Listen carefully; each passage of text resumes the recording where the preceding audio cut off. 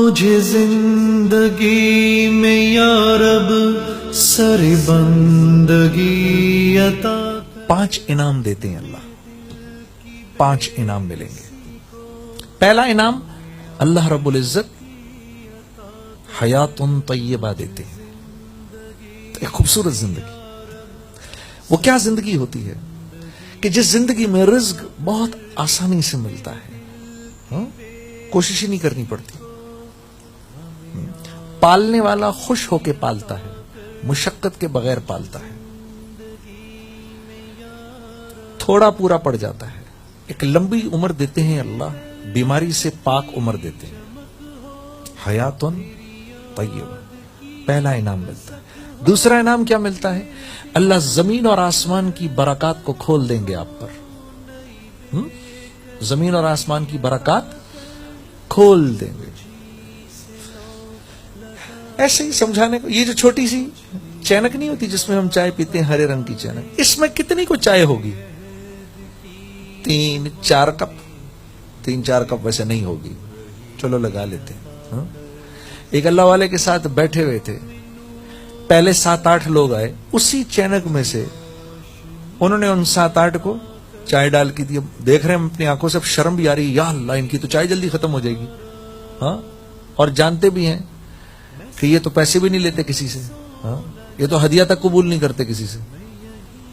انہوں نے 7-8 کو پلائی، پھر اپنے کپ میں ڈالی، اس کو بھی پی.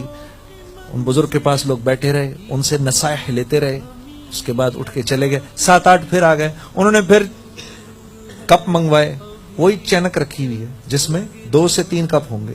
پھر ان 7-8 کو ڈالی، ان کو پلائی، اپنی بھی پی چکے تھے، پھر اپنے لیے ڈالی، پھر پی. پھر وہ ان کے پاس سے اٹھ کے چلے گئے. پھر 7-8 اور آ گئے. یہ 3 کا چکر تو خود ہم نے دیکھا. 24-25 لوگوں کو چائے پلائی. ایسی چینک تو دنیا میں نہیں بنی ہوگی. اب یہ باتیں جو اس لائن کا آدمی ہے اس کو سمجھ میں آئیں گی. جو دین کو اپنی عقل سے سمجھنے کی کوشش کرے گا اس کو یہ باتیں سمجھ میں نہیں آئیں گی. اس لیے کہ لفظ برکت، اس کی کوئی ٹرانسلیشن نہیں ہے کسی دوسری زبان میں، اس کا کوئی ترجمہ نہیں ہے. برکت کا کوئی وہ نہیں ہے. یہ من جانب اللہ ہے. اللہ خوش ہو کے اپنے نیک بندوں کو دیتے ہیں.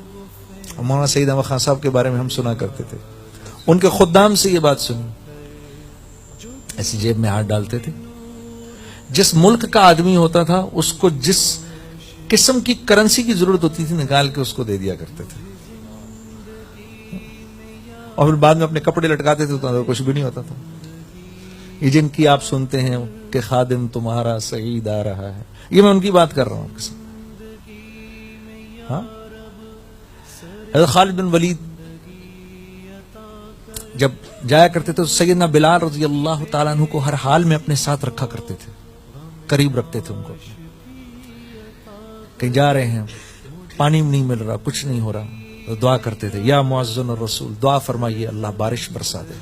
سیدنا بلال 2 رکعت نماز پڑھ کے ایسے دعا فرمایا کرتے تھے، اور صحابہ فرماتے ان کے ہاتھ ایسے اٹھے ہوتے تھے، ان کے ہاتھ کے اوپر بارش کے قطرے گرنا شروع ہو جاتے تھے. تو یہ نظام ہے اللہ کا جو اللہ اپنے پسندیدہ بندوں کو دیتا ہے. اور ہمارے ساتھ معاملہ اس سے بھی زیادہ آسان ہے. ان کے ساتھ مشکل تھا، ہمارے لیے بہت آسان ہے. ہمارے لیے تو ہم 10 حصوں میں سے 1/10 بھی کر لیں وہی سب کچھ ملے گا جو ان کو ملا تھا. کہ اللہ کے نبی نے فرمایا اپنے صحابہ سے کہ میری امت پر ایک وقت آئے گا. دین کے 10 درجے ہیں، آپ نے فرمایا دین کے 10 درجے، کم و بیش الفاظ ہے، دین کے 10 درجے ہیں. اے میرے صحابہ تم ایک بھی چھوڑو گے تو تمہاری پکڑ ہو جائے گی. میری امت پر ایک وقت آئے گا جب میری سنتوں پر چلنے سے زیادہ آسان ہوگا کہ ہاتھ میں دہکتے ہوئے انگاروں کو لے لیں. یہ زیادہ آسان ہوگا. اس وقت جو دین کے 1 درجے پر بھی چلے گا فلاح پا جائے گا. ہمارے لیے زیادہ آسانی ہے. تو دوسرا انعام کیا ملے گا؟ زمین اور آسمان کی اللہ برکات کو کھول دیں گے. تیسرا انعام کیا ملے گا؟ اللہ کی مخلوق تمہاری تابع ہو جائے گی. لوگ نہیں، میں جانوروں کی بات کر رہا ہوں، ہاں؟ میں ہواؤں کی بات کر رہا ہوں، میں آپ کے سامنے سمندروں کی اور دریاؤں کی بات کر رہا ہوں۔ آپ بھول گئے جب صحابہ جنگل میں پہنچے تو ایک صحابی نے ٹیلے پہ کھڑے ہو کے آواز لگائی، اے جنگل کے جانوروں اس جگہ کو خالی کرو، محمد مصطفیٰ کے صحابہ یہاں پر چھاونی بنانے لگے ہیں۔ تو صحابہ فرماتے ہیں ہمیں ساری رات جانوروں کے جنگل چھوڑنے کی آوازیں آتی رہی۔ یہ بات کون سمجھے گا؟ اس لائن کا آدمی سمجھے گا،